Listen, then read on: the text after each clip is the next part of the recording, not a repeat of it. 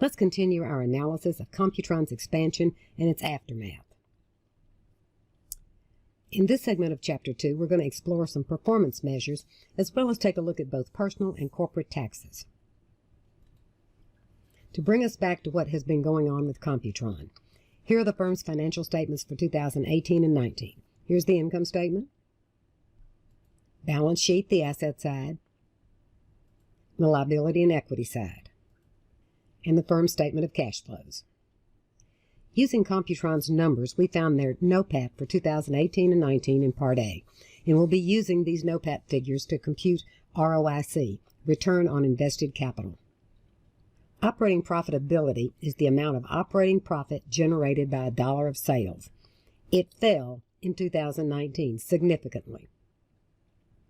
Total net operating capital is equal to net operating working capital from Part A plus net fixed assets. You can see the calculations for 2018 and 19 on this slide from Part A, and we'll be using operating capital in the next slide. Capital requirements equals the amount of operating capital required to generate a dollar of sales. Capital requirements went up for 2019, which means capital utilization worsened. Looking at ROIC versus the firm's cost of capital tells us if investors are getting the return they require. A firm needs to generate a return greater than the cost of funds. With a 10% cost of capital and a 12.1% ROIC in 2018, Computron was getting the return they required. Not so much in 2019 when the ROIC dropped to 8.1%. Recall that Computron's free cash flow was negative for 2019. As the slide notes, this can be okay for a high growth firm as long as the ROIC is greater than the cost of capital, which is not the case here. Economic value added, EVA, focuses on managerial effectiveness in a given year. EVA provides an estimate of a business's true economic profit for a year. Using the numbers we've calculated previously for NOPAT and total net operating capital with the firm's cost of capital, we can compute Computron's EVA for 2018 and 2019. A swing in EVA from $72 million in 2018 to a negative $80 million in 2019 clearly indicates poor management performance following the expansion. This slide provides some additional data we'll need to calculate MVA, market value added, for Computron. Note the decline in stock price. While economic value added measures performance in a year, market value added measures the effects of managerial actions since the firm was founded. Following the formula shown on this slide, we can calculate MVA for 2018 and 19. In many cases, the market value and the book value of debt are quite close, which simplifies the MVA calculation by removing debt and focusing totally on the increase in the market value of equity over the book value. At the end of 2018, management had added $2,270 million to the value of the firm above its book value. By the end of 2019, this addition had declined to $90 million, so clearly shareholder value had deteriorated. Tax laws, and especially corporate tax law, changed significantly with the 2017 Tax Cut and Jobs Act. Where corporate rates were progressive with the top marginal rate 35%, it is now a flat 21%. Think about what this means financially for a firm. Net income will increase since taxes will decrease, but the cost of capital will increase since the tax advantage of debt decreased. Interest income is now taxed as ordinary income at the 21% rate. The first 50% of dividend income is excluded, but the remaining 50% is taxed as ordinary income, 21%. Prior to the 2017 Tax Act, losses could be carried back 2 years and forward 20 years. With the 2017 Act, losses can no longer be carried back at all, but can be carried forward indefinitely. Dividend payments are still not deductible as an expense, meaning they're paid from after-tax dollars. Interest expenses are now subject to limits. For 2019 to 2021, the limit is 30% of EBITDA. For 2022 and beyond, the limit is 30% of EBIT. Any interest expense not allowed may be carried forward and deducted in a future year, but still subject to the 30% limit. Bottom lines on capital gains and losses, they are treated as ordinary income or loss. Taxation on foreign profits also changed under the Tax Act. Previously, no tax was levied if the income was reinvested overseas, which could be in expanded operations, but could also be simply deposits in a foreign bank.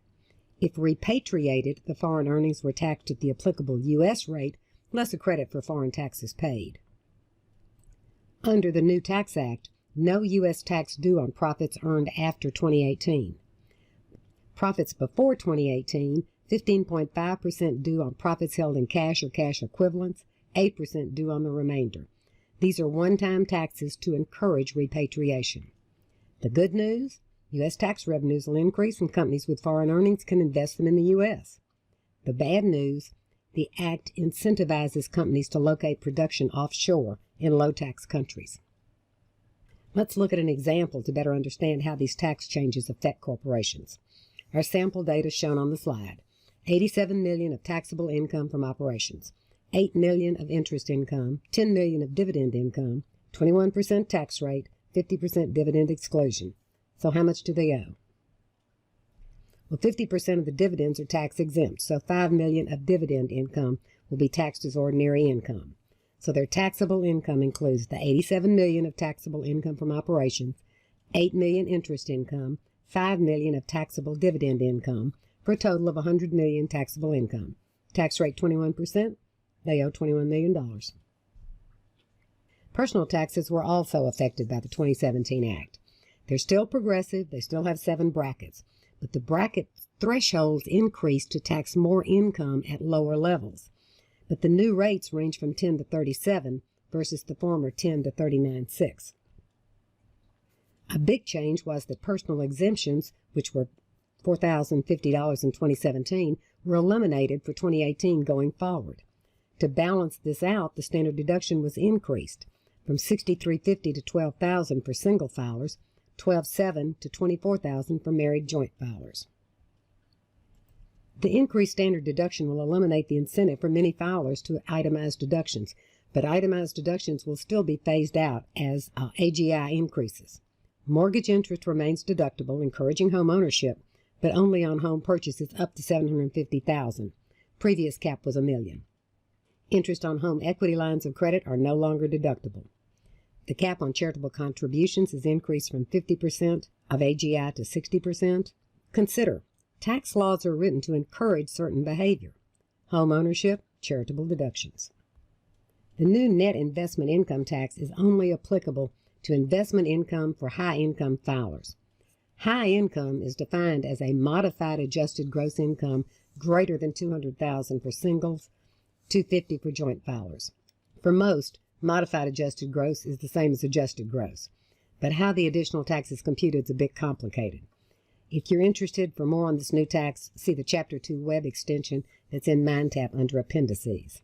The combined total of dividends and capital gains are taxed based on a 3-bracket system with rates of 0, 15, and 20, based on the amount of the combined total with bracket thresholds differing for single and joint filers.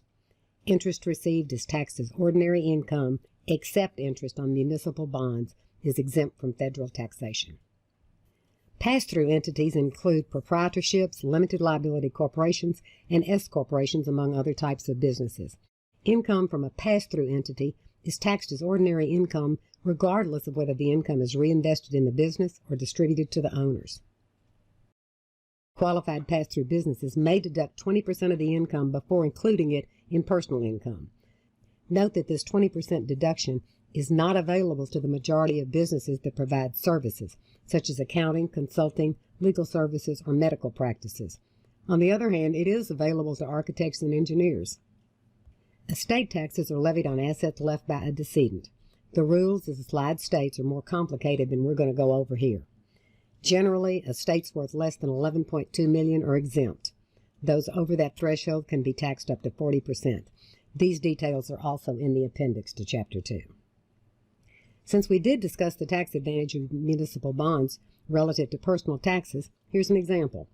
Personal tax rate, 25%. You have $20,000 to invest. 10% interest rate on a corporate bond, 7% rate on a muni. Corporate bond, 10% times the $20,000 minus the 25% tax. After-tax income, $1,500. On the muni, after-tax, $1,400. So the income on the corporate is higher even after taxes. So at what tax rate would you be indifferent between the muni and the corporate bond? The slide details. If the investor was in a 30% tax bracket, he would be indifferent between the two bonds. So what does that imply? If the investor's tax rate is greater than 30%, buy tax-exempt munis. Less, go with the corporate. Only high tax bracket individuals should consider investing in municipal bonds. This ends Chapter 2, Part B, and ends Chapter 2.